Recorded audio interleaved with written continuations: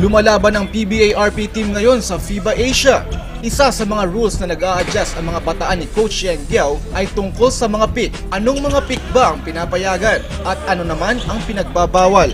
Narito si referee Tom Urbano para sa Hoopsters Crossover. Yung sa pick, kailangan kung mag-i-screen ka sa teammate mo, kailangan nandudong ka na, naka-ready ka na. Hindi yung kung kailan andyan na yung defensive player, saka mo biglang haharangan, illegal pick ka na ron. Kailangan establish position ka, both nakaganyan ka ron, naka-establish ka. Para pagdaan ng teammate mo, nakadaan doon, sumusunod yung depensa, hindi makakahabol at nakablock ka na doon sa daan. Pero kung sasabayan mo yung depensa, gaganunin ka, illegal pick ka doon. Kailangan naka-establish ka doon kagad. Mahihirapan po ba ang PBA-RP team na mag-adjust sa FIBA rules? Talagang mag-a-adjust ka sa officiating. Pero yung RP Gila, malaki ng pinagbago ng sistema nila.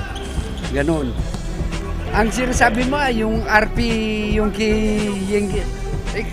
pareho din, yung kay Yeng Guiao, ang laki na ng binago ng sistema nila. Kasi nagkameron na sila ng aral sa Jones Cup kung paano. Sana magdire-diretso yung ginawa ni Yeng Guiao na motivation sa mga player, kung paano dapat gagawin. Kasi ngayon nagbago na ang sistema nila. Sana throughout sila. Next time, mag-aaral ulit tayo ng batas sa basketball.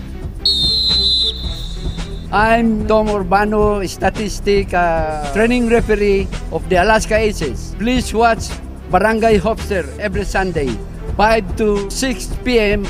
at UNTV.